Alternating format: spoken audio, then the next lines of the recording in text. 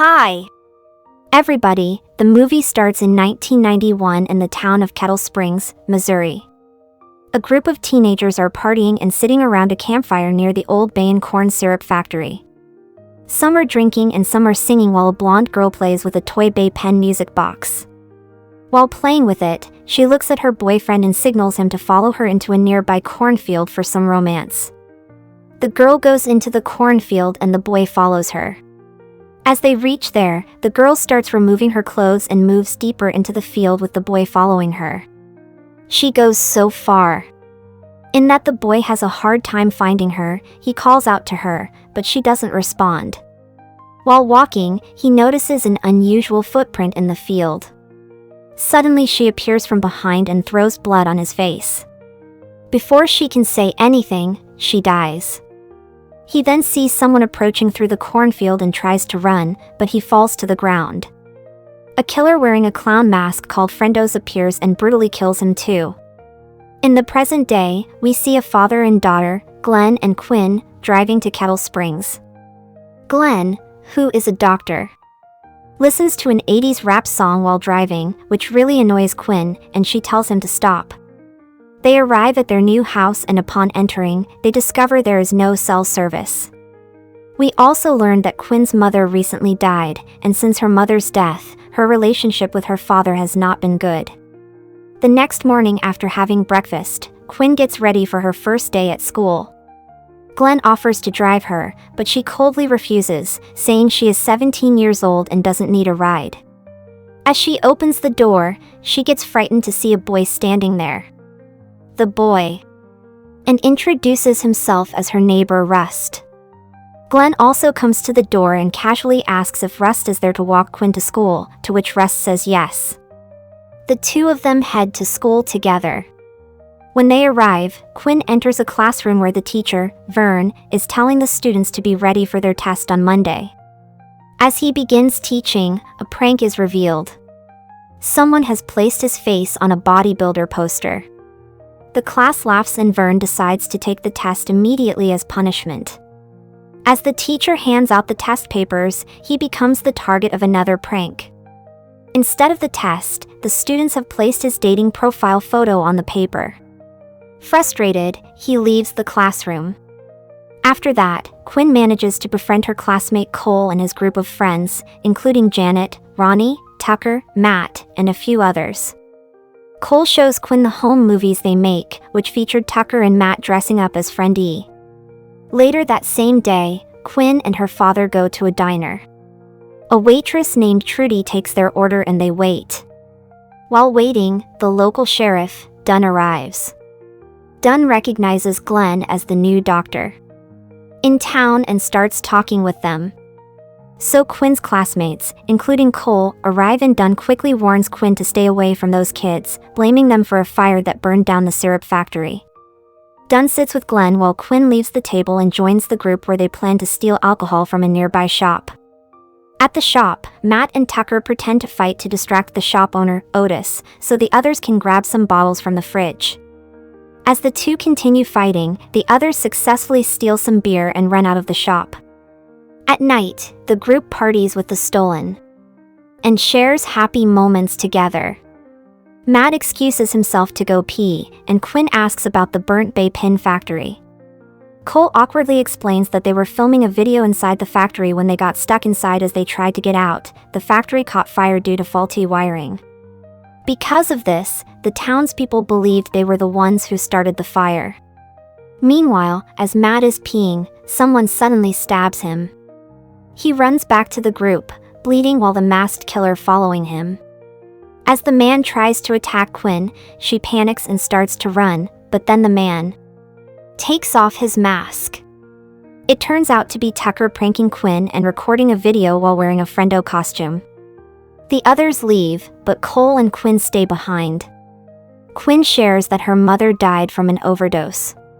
While Cole talks about his sister's death, the two grow closer, and it seems like their relationship is beginning to blossom.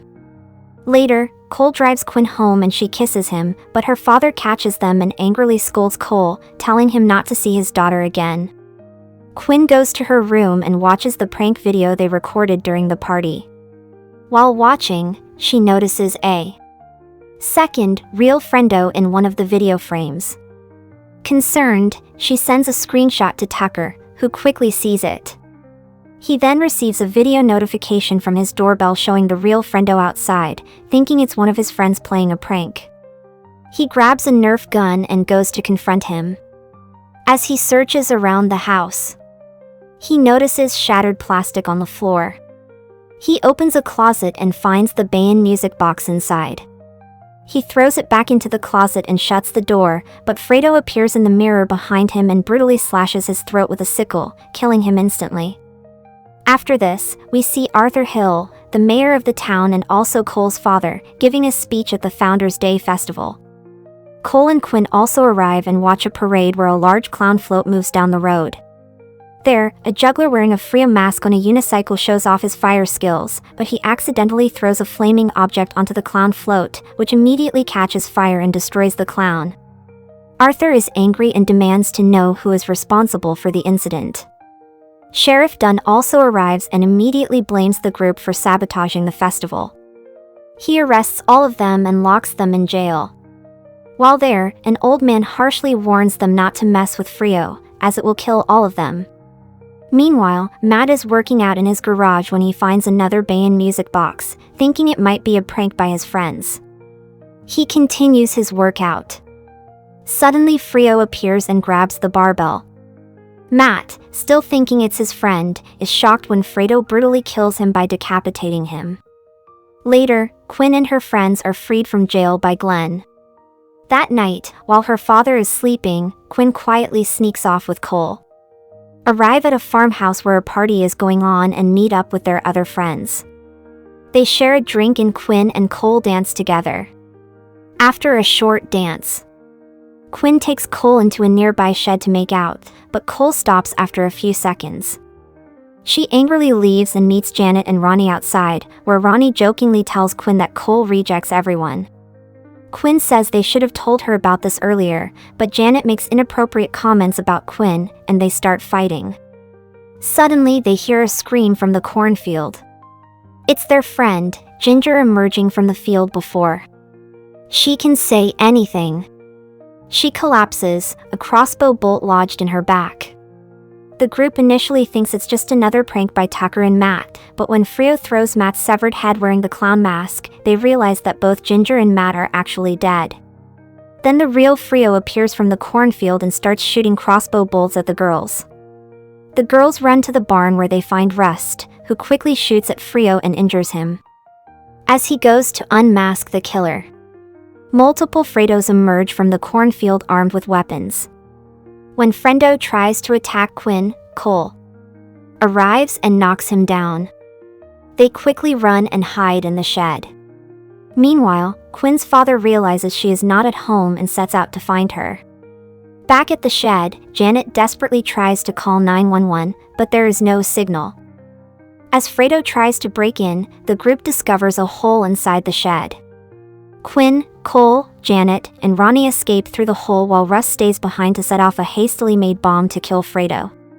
Meanwhile, Glenn, who is out searching for Quinn, notices that his clinic door is broken. He goes inside and is ambushed by one of the Frendo drags him into the operating theater where another injured Frendo lies on a bed. The Frendo tells Glenn to save his friend or his daughter will die with no other options.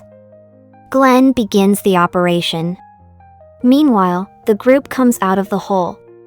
Just then, the shed explodes, killing several Frendo. Cole suggests they should go back inside to rescue Rust, but Quinn stops him and encourages him to go to Tillerson's house to get help. The group makes their way through the cornfield and reaches the main road. They see a car approaching and signal for it to stop. Sheriff Dunn gets out of the car, and seeing the gun in Cole's hand, he arrests him. The others try to explain, but he doesn't listen and takes Cole with him, leaving the three girls on the road. After the cop leaves with Cole, Quinn wonders why Sheriff Dunn only arrested Cole, even though they were all together, but the other two girls aren't in the mood to think about it. The girls then continue to Tillerson's house, but Frendos surround them again. They start running in a cornfield and hide, but Frendo finds them. Quinn quickly pulls the others away, and they run, but sadly they find Ronnie and she is killed by a woodcutter machine.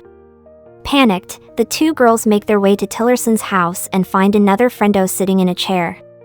Janet checks and thinks he's dead. Suddenly a phone rings from upstairs and they go to find that it's a rotary phone, which they don't know how to use.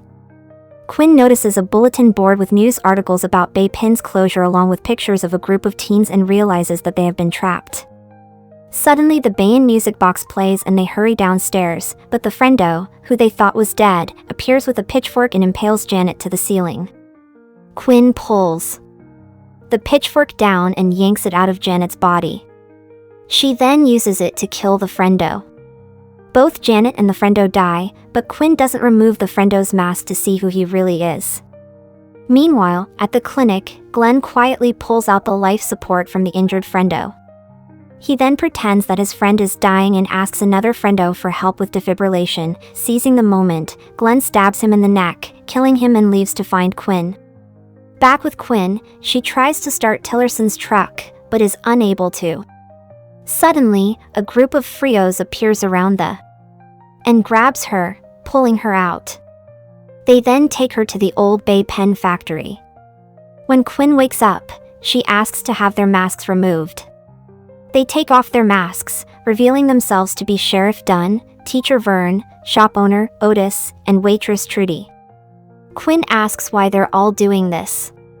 Then Cole's dad, the mayor, appears, and we learn that he is the leader of the Frios and has been working with them. She asks about Cole, but he says he disowned him. He then reveals why they are doing this.